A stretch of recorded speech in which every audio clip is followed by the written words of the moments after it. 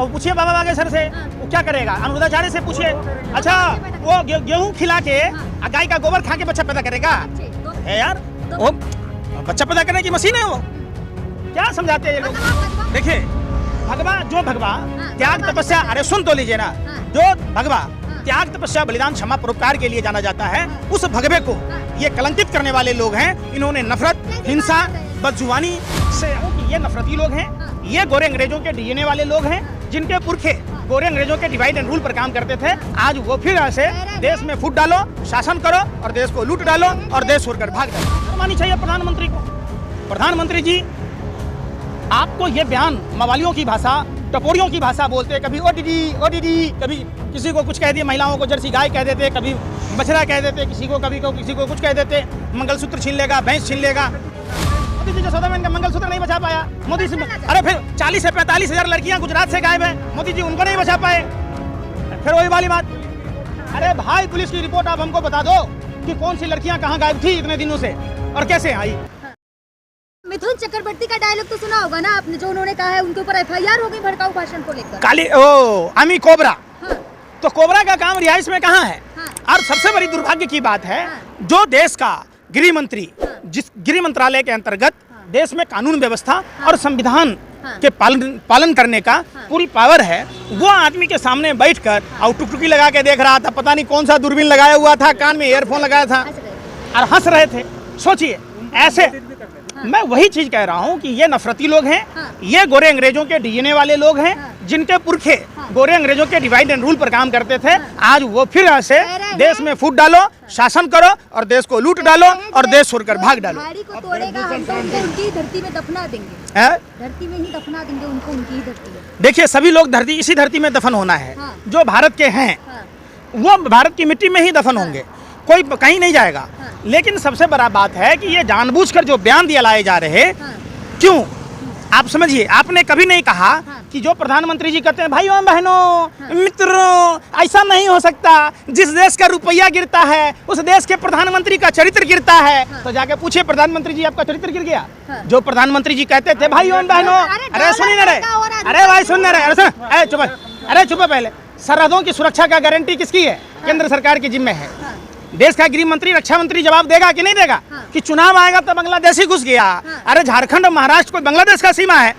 इसका मतलब law and order नाम की चीज नहीं है और देश इनसे नहीं संभल रहा। भगवा हिंद चल रहा है, अब आपने भी भगवा। फिर बात मैं क्या कह रहा हूँ, देखिए, भगवा त्याग तपस्या, अरे सुन तो लीजिए ना, जो भगवा त्याग तपस्या बलिदान क्षमा परोपकार के लिए जाना जाता है, उस भगवे को ये कलंकित करने वाले लोग हैं। इन्होंने नफरत, हिंसा, बदजुबानी से, आप समझो, ये बिल्कुल मैं बता रहा हूँ। अरे मैं क्या कह रहा हूँ, ये रावण की नाजायज औलादें, जिस तरीके से रावण ने, मैं क्या कह रहा हूँ, ये रावण कालनेमी के लोग हैं।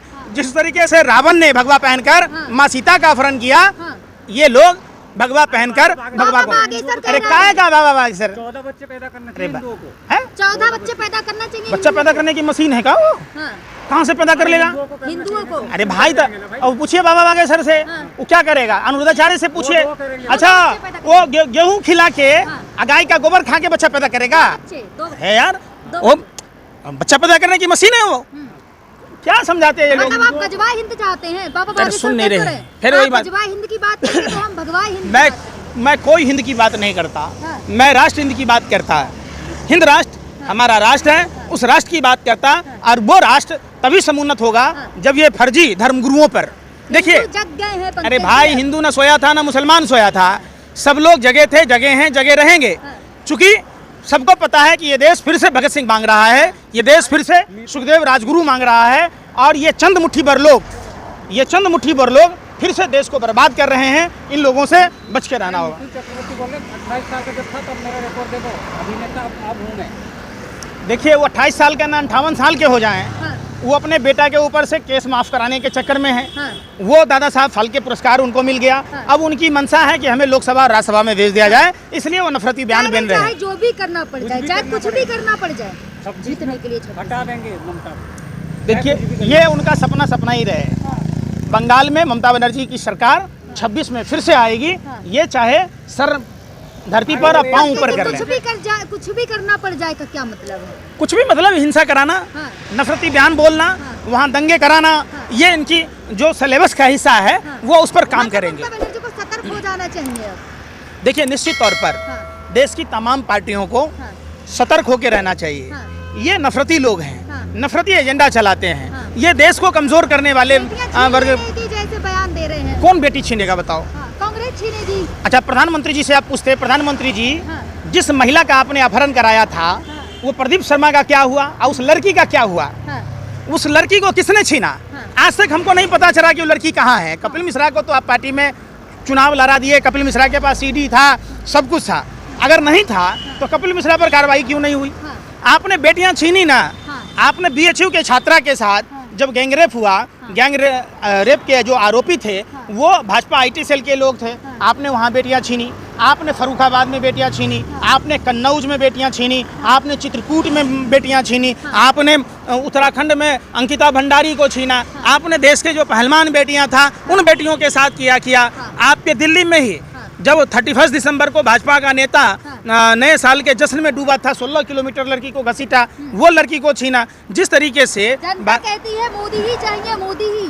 जनता ना कहती है, हाँ। ये पापा के पौरी और पारा कहते हैं, बहुत दिन हल्ला करते रहते और कुछ अंधभक्त हैं वही कहते हैं। बाकी देश की जनता अंधभक्त तो जनता है। अरे भाई सुन नहीं रहे वो भी देते हैं। भाई, हम उन पर तरस खाते हैं, उनके पास दिमाग नहीं है। हाँ। आप समझिए क्या आपको परसेंट, ज्यादा अरे सुन नहीं रहे यार, कितना परसेंट वोट भाजपा को मिलता है? हाँ। कितना परसेंट? वोट से परसेंट। अरे मैं पूछ रहा हूँ, सुन ही नहीं रहे। 35%। कहाँ से 35% जोड़ लिया? 35% वोट मिला इस बार? अरे यार, इसका मतलब आप समझिए आज भी 70% लोग ये नहीं चाहते कि प्रधानमंत्री नरेंद्र मोदी बने। जीतने से मतलब होता है पंकज जी, वोट फिर वही बात, से नहीं। अब घोड़े का पैर सिक्कर से पोल से बांध दो खूंटे से, गधे को कहो गधा जीत गया तो गधा घोड़ा से ज्यादा ताकतवर हो गया। ऐसा थोड़े ना होता है, हाँ।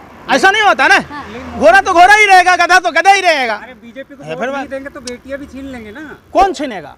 तो यही तो है ना, कौन शर्म आनी चाहिए प्रधानमंत्री को। प्रधानमंत्री जी आपको ये बयान मवालियों की भाषा, टपोरियों की भाषा बोलते, कभी ओ दीदी, कभी किसी को कुछ कह दिए, महिलाओं को जर्सी गाय कह देते, कभी बछड़ा कह देते, किसी को किसी को कुछ कह देते, मंगलसूत्र छीन लेगा, भैंस छीन लेगा। चुनाव आयोग कुछ नहीं बोल रहा है। अरे आप बेटी के बाप हैं, हाँ। आपकी बेटी को कोई छीनेगा तो छीनने वाले की आप क्या करेंगे? धुलाई करेंगे कि नहीं करेंगे?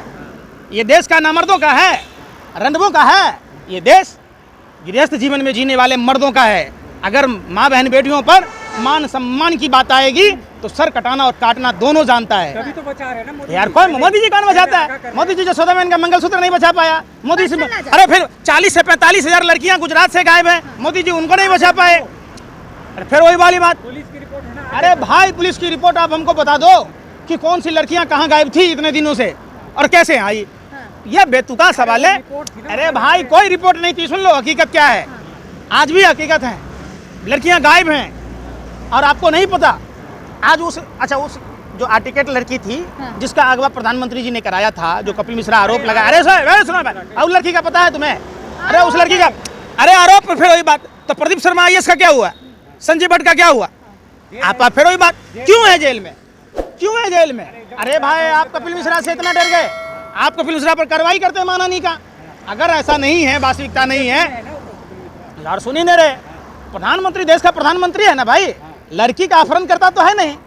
अगर नहीं है तो उस पर कार्रवाई होनी चाहिए ना। कपिल मिश्रा देश के प्रधानमंत्री को बदनाम क्यों किया? मैं यह बात पूछना चाह रहा हूँ। उस पर मानहानि का दावा क्यों नहीं? उस पर मानहानि का केस क्यों नहीं? सवाल ये उठता है।